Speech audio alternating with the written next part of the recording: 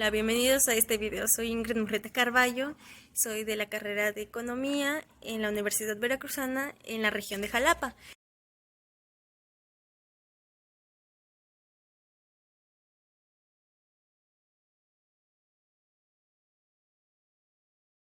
Las primeras expresiones del pensamiento económico.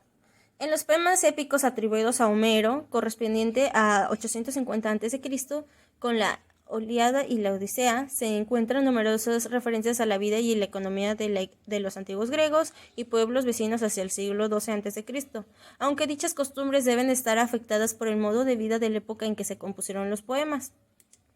Pero primeramente, para poder entender los conceptos que actualmente tenemos de la economía, se debe saber su historia. Y veremos a continuación la antigüedad clásica. Pero aparte de Homero, hay otros personajes como Hesiodo, que corresponde al siglo VII a.C., que defendió la práctica de la justicia, y Demócrito, que corresponde a 460 a 370 a.C., con la propiedad privada, y Jenofonte creía ambas ideas, aunque Hesiodo promovió más la generosidad y Jenofonte el individualismo. De ahí notamos a Jenofonte, que corresponde a 430 a 355 a.C., que tiene el concepto de economía como la administración de la hacienda. Y Platón, de 427 a 347 a.C., propone la práctica de valores, prudencia, templanza, valor y justicia, ya que si las personas contaran con los valores, educación y salud, no se necesitarían leyes para gobernarlos o poner limitantes, porque ya sería automáticamente un buen comportamiento. Expone una idea nominalista del dinero en la cual el dinero por sí mismo no vale, pero sí su representación del valor. El interés no debería cobrarse porque creía que debe de basarse en la confianza, pero en tal caso sí se puede cobrar, pero justamente para que la usura sea menor. De ahí partimos con Aristóteles, que es otro gran aportador, como su método. Aristóteles corresponde a 384 a 322 a.C., y su método consistía en descomponer algo y estudiar y analizar las partes. Él escribió la política, que describía la forma natural y lo antinatural, y el dinero es más fácil usarla para la forma antinatural. La propiedad privada genera mayor interés que la compartida, ya que al compartir no es satisfactorio porque no es tuya y es de todos.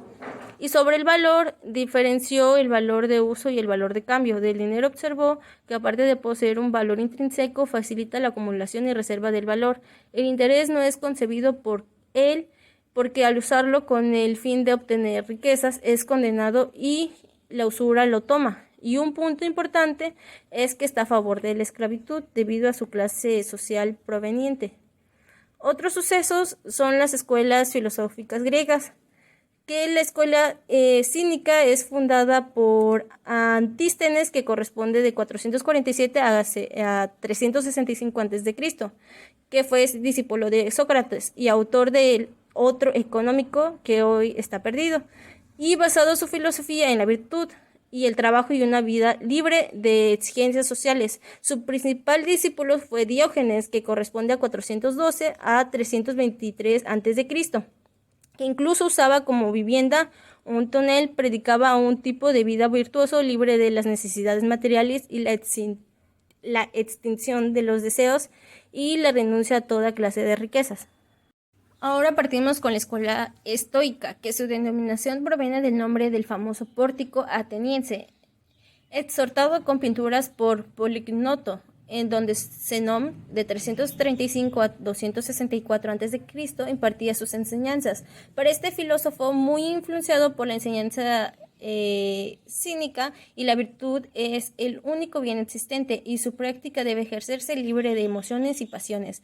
No excluye la posesión de las riquezas si se lleva un género de vida conforme a la naturaleza que concibe como un universo racional regido por las leyes inmutables.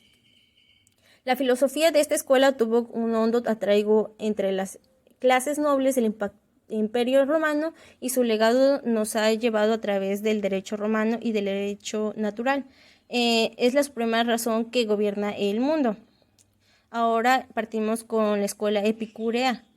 Según Epicuro, de 341 a 270 a.C., El enriquecimiento debe provenir la disminución de las apetencias, llevando un tipo de vida sencillo y retirado y con tranquilidad de ánimo. De ahí partimos con, entre los autores que describieron sobre cuestiones agrícolas, más o menos inspirados en la obra de Jenofonte, destacan Catón el Viejo, que con su Tratado de Agricultura, y él corresponde a 116 a.C. a 149 a.C. Y después partimos con Varrón, que es de 116 a 27 a.C., quien escribió 3 libros de agricultura. Cicerón de 106 a.C. a 43 a.C., con el título de O Economic, tradujo el económico de Jenofonte. Columela de 4 a 70 después de Cristo. Escribió los 12 libros de agricultura. Los romanos aportaron en la economía aplicado debido a sus normas que establecieron. Se le conoció como derecho romano. Entre las normas más destacadas son las regulaciones de los préstamos. Los romanos consideran 5 tipos de préstamo. La primera es el mutuo, en donde el prestador presta bienes e intereses, el cual es pagado al terminar el tiempo estipulado con la misma calidad de bienes y cantidad. Luego sigue el comodato, que es un préstamo gratuito de los bienes duraderos. También está el foenius, que a diferencia de los otros es un préstamo de dinero con interés. Y pecunia traicte, que es otro tipo de préstamo, pero para los navegantes, donde se presta dinero o bienes para su viaje en el mar, pero el pago solo es con lo obtenido en la navegación. Y el foenius nauticum, que es otro tipo de préstamo, es muy similar al anterior, pero con intereses. Ahora partimos con Lucio Anneo Seneca, de 3 a 65 después de Cristo. Él es el autor de sus libros de los beneficios y epístolas a Lucilo. Extrae los principios económicos del comportamiento humano. Seneca expone la clasificación de los bienes materiales e inmateriales, además de otorgar un orden de valor de acuerdo a la satisfacción directa de las necesidades humanas. También expuso una teoría del intercambio muy completa que destacó en el pensamiento económico. Iniciaremos con el Islam, que tras la caída del Imperio Romano a la muerte de Teodoso I el Grande en 395, el Imperio Romano recayó sobre sus 2 hijos, el Imperio de Occidente para Honorio y el de Oriente para Arcadio. Desde entonces los problemas para controlar a los pueblos bárbaros se agravaron y estos, no hallando suficiente oposición, acabaron por efectuar carrerías, en especial para el Imperio Occidental. Alarico con los visigodos saqueó Roma en 410, que de nuevo estuvo a punto de ser saqueada por los hunos en 452, pero el Papa León I consiguió impedirlo pagando a Atila su retirada. Gensérico, rey de los vándalos, volvió a saquear a Roma en 455. En 476 se sublevó a Docoro, rey de los úrolos, y destronó el último emperador del Imperio Romano de Occidente, Rómulo Augusto, quien se vio obligado a adquirir y retirarse a sus tierras. Luego pasamos con el Imperio Romano de Oriente o Imperio Bizantino, que sobrevivió durante más de un milenio hasta 1461, en que cayó Trebisonda en poder de los turcos, quien habían conquistado Constantinopla unos años antes, en 1453.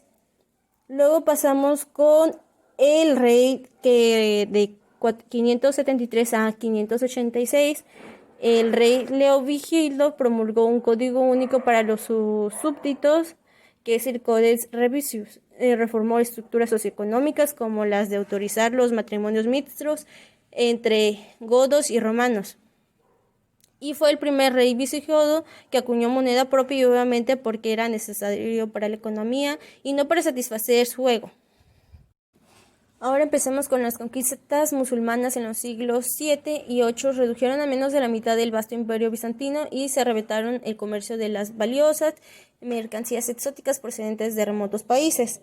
Luego pasemos con Mahoma, que nació en la Meca en 569, murió en Medina en 632. Era de la tribu de Quraysh, cuya rama de Atstem, bisabuelo de Mahoma, conservaba el privilegio de la custodia de la Kaaba. Desde muy niño quedó huérfano de padre y a los 6 años también de madre. Lo recogió su abuelo, quien a su muerte se lo confió a Abu, tío de Mahoma, Y de ahí posteriormente pasamos que Mahoma, cuya conducta moral se fundamentaba en su conocimiento del judaísmo y del cristianismo, manifestó tener revelaciones divinas y las transmitió inicialmente a un reducido grupo de adeptos suyos, principalmente familiares y allegados. Predicó luego su fe en un único Dios entre los habitantes de la Meca.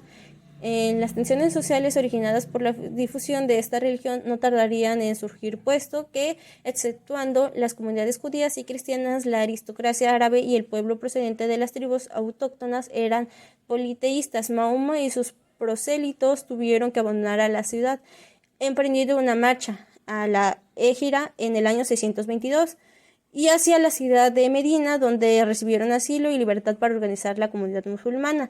La poderosa personalidad de Mahoma acabó por imponerse y se le reconoció como jefe político y religioso de Medina. Desde esta ciudad, Mahoma hostigó a los caravanes de la Meca. Los mecanes, en represalia, efectuaron una matanza de musulmanes en el monte de Uhud. Mahoma, por designio divino, exhortó a la guerra santa contra los infieles y en el año 630 conquistó la Meca. Nuevas victorias en el año siguiente sobre tribus árabes le proporcionaron poder político y numerosas conversiones, de forma en que el año de su muerte fue en 632, ya dominaba toda la península arábica. Y vamos con los autores musulmanes de la época medieval que escribieron sobre asuntos e instituciones económicas. Hubo muchos, solo a título de enumeración basta citar algunas obras. Las ordenanzas del Zoco, que datadas en el siglo IX, del cordobés Yahya Omar. Y luego sigue el Tratado del Buen Gobierno del Zoco y del Almotación, que fue escrito sobre 950-975 por Hamd Abd. Y luego el Tratado sobre la Judicatura y la Isba, que fue en el siglo XII, del sevillano Ibn. Sí. Y luego sigue el libro del Buen Gobierno del Zoco, primer cuarto del siglo XIII, del malagüeño Abu Abd Ahmed y de Ali Ahmed. Tratado sobre la Isba, principios del siglo XIV, del Maghreb Umar. Ahora proseguiremos con el siguiente personaje, que es Ibn Abdún, finales del siglo XI y principios del siglo XII, otro personaje notorio del Islam. Él escribió un libro para que las relaciones entre comerciantes reine el bien y erradique el mal. A él le importaba la gente, ya que no permitía precios abusivos y el fraude. También él consideraba que, al igual que Jenofonte, que la base de la civilización era la agricultura. Ese concepto lo retomarán varios autores. Ahora vamos con Al-Dimashqi, siglo XI al siglo XII. Igual que el autor anterior, intentó mejorar el comercio, buscó la forma de conservar las riquezas, describe las clases de comerciantes y a los intermediarios y a los bienes muebles. Y luego proseguimos con Ibn Khaldun, de 1332 a 1406, exponía que las actividades naturales para poder subsistir son la agricultura, la artesanía y el comercio, que depende de su desarrollo a la demanda. Ahora iremos con el Renacimiento. Es el periodo de la cultura occidental comprendido entre los siglos XV y XVI, durante el cual se rescataron los valores y el espíritu de la antigüedad clásica greco-romana. Su manifestación más visible se encuentra entre el arte y la arquitectura, pero otros aspectos culturales también fueron afectados. De ahí, el afán de riquezas y lucro personal impulsó la actividad comercial e inició las grandes exploraciones de las rutas oceánicas hacia el lejano oriente, exentas del control y que los turcos ejercían en el Mediterráneo oriental, y así acceder directamente a los productos exóticos y a otras maravillas descritas por el viajero veneciano del siglo XIII, Marco Polo.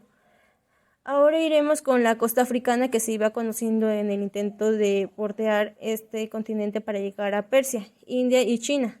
El archipiélago de las Canarias fue descubierto y conquistado por el Reino de Castilla, así como los Azores, Madeira y numerosas islas atlánticas por los portugueses. El proceso culminó con los grandes descubrimientos. En 1492 Cristóbal Colón llegaba a América. En 1498 Vasco de Gama alcanzaban Calcuta por la ruta del Cabo, y en 1519 Hernán Cortés desembarcaba en México y lo conquistaban en pocos años. Luego Nicolás Maquiavelo, de 1469 a 1527, descendiente de una noble pero venida a menos familia florentina, entre de secretario de la Cancillería de Florencia.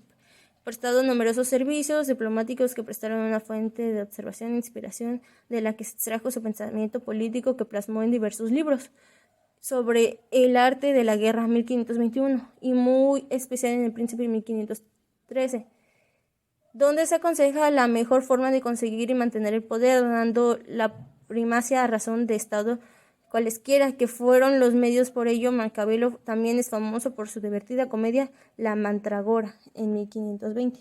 Vamos con Martín de Lutero, que expuso su doctrina en la que dice que la Iglesia es una comunidad de fieles subordinados al Estado y sometidos al poder terrenal de los principios que lo han adquirido por la gracia de Dios. Esa doctrina era beneficiosa para los intereses de los príncipes alemanes. Su doctrina, además de estar en la forma silogismo aristotélico, expone que el cristiano es libre de muchas cosas, pero debe obedecer a sus señores, aunque sean injustos. Juan Calvino, de 1509 a 1564, expuso su idea referente que no existe diferencia entre prestar una tierra y una casa o dinero, porque el prestar no puede generar más bienes o arrendarlas, dejando en claro que el interés ni sirve como a los comerciantes pueden obtener más bienes. Luego Luca Pacioli, de 1445 a 1510, quien escribió Suma de aritmética, geométrica y proporciones, proporcionalidad. Nace el concepto por el primer tratado sistemático de la teoría de la contabilidad por partida doble. La partida doble que actualmente conocemos es que a todo cargo corresponde un abono y asimismo viceversa. Se le da la denominación Escuela de Salamanca en los últimos escolásticos españoles que fueron discípulos de los maestros de teología de la Universidad de Salamanca a lo largo de varias generaciones hasta bien entrando el siglo XVII.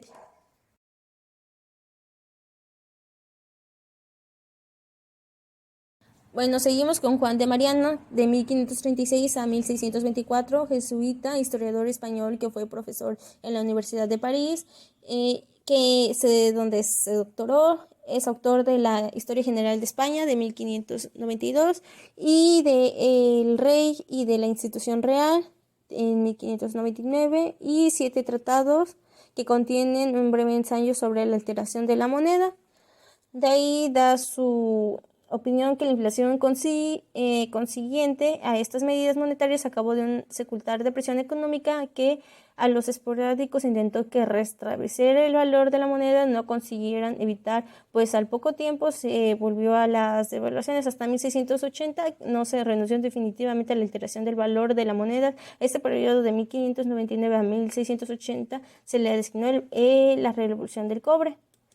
Luego seguimos con los autores laicos, que destacan Santo Tomás Moro, que fue de 1478 a 1535, que tenía un problema con el dinero, ya que era el causante de la propiedad privada y la acumulación de riquezas, como consecuencia de crímenes y pobreza. En su libro Utopía destacan algunos aspectos económicos, la finalidad de la sociedad y la forma de gobierno, el estado del bienestar, el valor de los bienes, la producción, la distribución, el dinero y la población. Seguimos con Nicolás Copérnico, de 1473 a 1543, creó una teoría basada en el razonamiento deductivo a partir de una hipótesis. Copérnico observó la práctica de la teoría cuantitativa del dinero en su entorno. Otro autor es Luis Ortiz, en el siglo XVI, que memorial al rey para que no salgan dineros de estos reinos de España.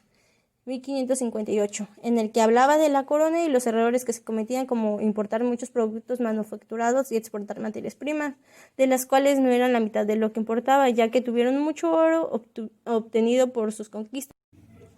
Seguimos con Sir Thomas Gresham, de 1519 a 1579, que llevaba su nombre una ley Gresham, en que dice que la moneda mala expuso a la buena. Otro laico es Juan Bodino, de 1530 a 1596, él expuso que el aumento de los precios se debe a que se devalúa la moneda. Luego seguimos con John Hals, que murió en 1571 y se desconoce cuándo nació. Es un autor que destacó por su filosofía y su moralidad. En sus investigaciones se basaba principalmente por lo empírico. Él desprobó los monopolios, la exportación de materias primas y que las adulteraciones de la moneda provocaban un aumento en los precios, una percepción mencionada por los escolásticos. Luego seguimos con el mercantilismo, que es una corriente del pensamiento económico a finales del siglo XVI y en todo el siglo XVII y parte del siglo XVIII. Se desarrolló el concepto de la acumulación acumulación del oro y la plata para enriquecer a la nación, debido a que, según los mercantilistas, darían un resultado positivo a la balanza comercial. Este concepto se desarrolla exaltadamente en esta corriente. Ahora iremos con el mercantilismo español. Los que destacan son Sancho de Moncada, en el siglo XVII, sacerdote, economista, y destacó en sus análisis del dinero tipo cuantitativista. En esta época el valor del oro y la plata disminuía a consecuencia de la abundancia misma. Se encareció por el otro lado los bienes básicos. Moncada exaltó que la depresión económica era causada por el descuido de la producción agrícola y un descuido en la producción manufacturera. Además de que la mayoría de los forasteros se encargaban en cuestiones de comercio interno y con las Indias. Y seguimos con Pedro Fernández Navarrete, siglo XVII, sacerdote, político y economista español. Él saltó de mayor importancia el sector agrícola que el industrial, lo que hizo que Moncada al revés. Él propuso mejora en los pobladores de España para fomentar el campo. En ello consistía en disminuir el impuestos para poder así vivir de la agricultura, que además de ser tan altos los impuestos ocasionaría que emigraran. Expuso que los extranjeros debían irse del país, ya que la nación no se beneficiaba en comparación con los habitantes, además de dar a conocer sus propias demografías. Además de dar a conocer sus propuestas demográficas. Luego seguimos con Jerónimo de Ustaris, de 1670 a 1732, político y economista español, que sus ideas principales eran fomentar la industria y el desarrollo del comercio. La agricultura no le es de importancia. Entre sus logros principales es que luchó del lado de Felipe V, logró así ser caballero del Orden de Santiago, finalmente obtuvo el puesto de ministro de Comercio y de Moneda.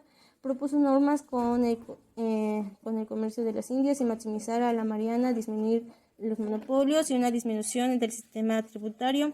Luego seguimos con Bernardo de Ulloa, que de 1682 a 1752, que es considerado el último mercantilista español. Él se centra en la economía de España y sus propuestas para mejorarla. Una de ellas era fomentar la industria y el comercio, y según él, de esta forma se puede llevar riqueza a todas partes. La reducción de los costos de producción nacional por medio de reformas en las infraestructuras, de la estructura económica y fiscal. Y el objetivo de Ulloa era conseguir una producción nacional más barata que la foránea. Seguimos con los primeros mercantilistas ingleses, con Thomas Milnes, de 1550 a 1627. Fue funcionario de aduanas y diplomático inglés. Su principal obra es El misterio de la iniquidad. Pudo analizar la anarquía en la que se desenvolvían los mercaderes y su preeminencia, con la que obtenía consecuciones y privilegios. En una época en la que se practicaban habían desaparecido las regulaciones comerciales medievales. En el comercio exterior de la nación era la importación del oro y la plata. Seguimos con Gerard de Malines, de 1586 a 1641, mercader y funcionario economista inglés. Ocupó importantes cargos públicos en el gobierno y en la Casa de la Moneda. Debido a su gran ilustración en la comida, también le escribió para escribir una prolífica obras sobre este tema, además de las que citarán en el texto. Entre las de mayor relevancia se encuentra Conservación del libre comercio de acuerdo con tres partes esenciales del tráfico, que lo escribió en 1622, un amplio tratado de derecho mercantil y marítimo titulado Consuetude Lex Mercatoria, es decir, derecho mercantil consuetudario, en 1622, y su primer escrito, San Jorge por Inglaterra, alegóricamente escrito en 1601. Una de sus preocupaciones fue el tipo de cambio que consideraba usuario. Luego seguimos con Edward Misson, de 1608 a 1654. Era uno de los numerosos mercaderes asociados en la Merchants Adventurers, que se consideran discriminados por los privilegios concedidos en East India Company, fundada recientemente en 1600. Reclamaba libertad de exportación para la Merchant Adventurers, ya que consistía su concepción de libre comercio en que las compañías también se le otorgaran privilegios para fomentar el comercio exterior y conseguir entradas de metales preciosos. Propuso la devaluación de la moneda inglesa mediante un aumento del valor facial. Y para terminar es Sir Thomas Moon, de 1571 a 1641, director de la East Company desde 1615. Es considerado el máximo representante del mercantilismo inglés por su libro póstumo La riqueza de la Inglaterra por el comercio exterior, escrito en 1664, en donde se recogen varios artículos escritos por este autor hacia 1630. Seguimos con los intereses privados versus los públicos. El rey Carlos I de Inglaterra moría ejecutado en enero de 1649. Este fue uno de los resultados de la Revolución Inglesa, a la que abocó la pugna por el mantenimiento de los privilegios de la monarquía absolutista de este rey y el control parlamentario del gasto público. Seguimos con el autor de Sir Joshua Child de 1630 a 1699, acaudalado hombre de negocios, fue director autocrático de la East Indian Company británica, publicó su nuevo discurso sobre el comercio en 1693, que es la reedición de una obra anterior, Discurso sobre el comercio en 1690, en el que comprendía artículos más tempranos publicados entre 1668 y 1670, entre ellos breves observaciones relativas al comercio y al interés del dinero, y dio su opinión en su pensamiento liberal, la política colonial, la población, la producción, el interés, los salarios y el valor de las tierras. Y seguimos con John Locke, que vivió de 1632 a 1704, procedente de una familia media. Su padre era jurista, recibió una esmerada educación secundaria en Westminster y Universidad de Oxford. Fue médico del que más tarde sería primer conde de Shelburne, hombre dedicado a la política y para quien Locke realizó algunos informes económicos. En 1668 fue nombrado miembro de la Royal Society y por motivos políticos se trasladó temporalmente. Dio su opinión en el pensamiento económico, en el liberalismo, dio la opinión sobre la propiedad, la producción, la formación de los precios, la renta de la tierra y el interés, el dinero. Y iremos a otros autores, que es Sir Dudley North, de 1641 a 1691, fue un hombre de negocios y autor británico que, siendo mal estudiante desde la adolescencia, se dedicó al comercio y a los 19 años marchó a Turquía, donde se consiguió una gran fortuna. Escribió discursos sobre el comercio en 1691, al dictado de su experiencia fundamentalmente y de su formación autodidacta, y posiblemente libre de todo prejuicio académico por no haber cursado estudios oficialmente. En su opinión, el comercio debe ejercerse sin trabas legales, puesto que los reglamentos y las restricciones o bien serán eludidas o bien, en el caso de ser efectivas, impedirían el desarrollo económico, la laboriosidad y las innovaciones en perjuicio de la comunidad, aunque particularmente algunos pocos puedan resultar beneficiados.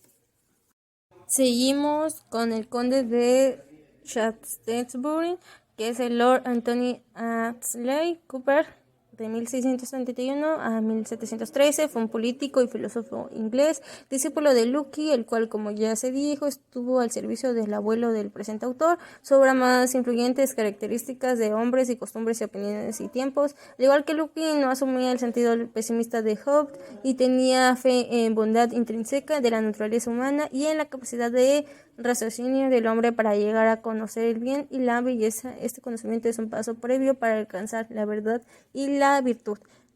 Shaftesbury pensaba que el hombre tiene un sentido moral en el que se puede dilucidar entre las buenas y las malas acciones y elige las buenas, y además el hombre obtiene placer de sus buenas acciones. El sentido moral y la capacidad de raciocinio conducen al hombre que vive en sociedad a desarrollar naturalmente un sentido altruista que le impulsa a actuar en beneficio de los demás y no solo en el suyo propio.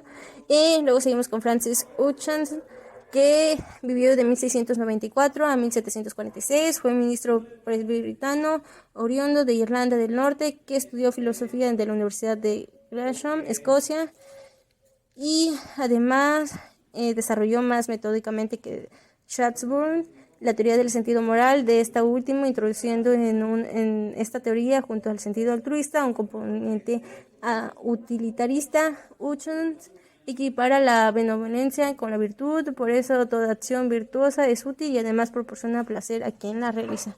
Seguimos con Bernard de Mendeleev, que vivió de 1670 a 1733, fue médico holandés instalado en Inglaterra, cuyas clases burguesas y aristocracias se escandalizaron con su fábula de las abejas o vicios privados de los beneficios públicos. Se puede añadir que que para Mendeleev el vicioso lujo y los gastos desenfrenados son el acicate de la producción en el que la comunidad puede obtener un beneficio es debido a la satisfacción del egoísmo personal, aunque es absoluta independencia de que este último sea condenable desde un punto de vista moral. Seguimos con la fisiocracia y un personaje que se destaca es Antonin Barnave, de 1761 a 1793, fue abogado y político francés, fue miembro de los Estados Generales de 1789, al inicio de la Revolución Francesa, aunque se opuso a las prerrogativas del rey, acabó defendiendo una monarquía constitucional y para ello entró a las negociaciones ocultas con la familia real, por lo que la convención le condenó a muerte. Francis Galsworthy, de 1694 a 1774, procedía de una familia acomodada. Él escribió varios libros sobre el sistema circulatorio y obstétrica que le proporcionaron gran fama y ensayo físico sobre la economía animal en 1736. De 1746 a 1748 fue secretario de la Academia de Cirugía. En 1751 ingresó en la Academia de Ciencias, fue médico del rey Luis XV y también de la marquesa de Pompadour. En 1755 compró unas tierras en las que realizó experiencias económicas. La obra maestra de Galsworthy fue Tableau Economique o cuadro económico, donde en un sencillo gráfico expone su teoría del flujo circular de la renta, referido a un sistema económico global en equilibrio. Dicho cuadro iba acompañado de una memoria o comentario político y económico titulada Máximas Generales para el Gobierno Económico de un Reino Agrícola.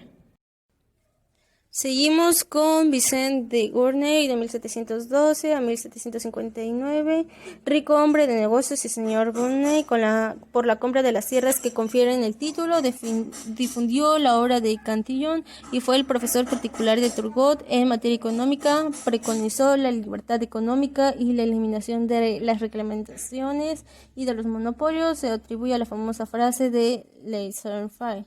No escribe ninguna obra especificada por temas económicos y aunque sí diversos artículos. Seguimos con el Marqués de Mirabeau, que vivió de 1715 a 1789, participó en las guerras de sucesión de Polonia y de Austria. Luego se preocupó de explotar sus propiedades introduciendo modernas técnicas agrícolas. Bajo la influencia de Cantillon escribió El amigo de los hombres o Tratado de la población en 1756, en donde denuncia el paupérrimo estado en que se encontraba la agricultura francesa.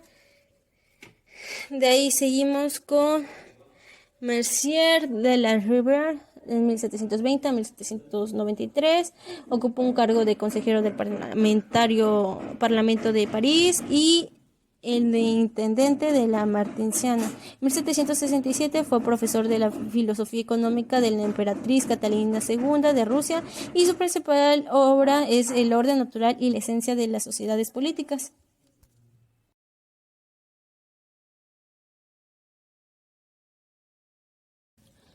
Adam Smith, de 1723 a 1790, nació en Kirkcaldy. Unas semanas después de la muerte de su padre, inspector de aduanas, casado con la hija de un terrateniente, Adam Smith, soltero, vivió casi toda su vida con su longeva madre que murió casi 6 años después de él. Smith fue ante todo un moralista, continuó con la tradición inglesa de la filosofía moral establecida por Shaftesbury y Tennyson, madurando y desarrollando las ideas de ambos autores, llegó a conclusiones propias que transmitió con sencillez e inteligibilidad. La filosofía moral de Smith es sensitiva. Los hombres la perciben y la practican por las sensaciones, por los sentimientos de simpatía o antipatía. Las actuaciones humanas buscan la aprobación de la propia conciencia y la de los demás.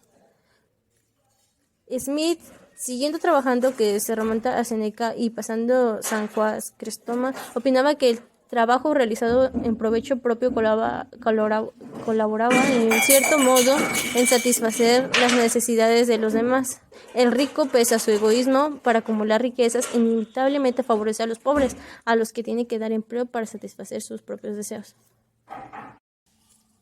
Sus firmes concepciones morales le mueven a denunciar en la riqueza de las naciones todas las prácticas de juego sucios llevados a cabo por los ricos y que por tanto perjudican el interés general de la sociedad. La libertad natural, como es conocido comúnmente, principio que Smith, a diferencia de la fisiocrática del fisiócrata, abarca el orden económico y el orden político. El liberalismo de Smith contempla un individuo que no está sometido sin condiciones al Estado. Parte del éxito que tuvo Smith con su libro se debió al método que aplicó. Utilizó con acierto una adecuada combinación de deducción e inducción. Además expuso sus ideas con pedagogía y sencillez a un nivel fácilmente comprensible para la mayoría de los lectores. Es gracias al libro de La riqueza de las naciones.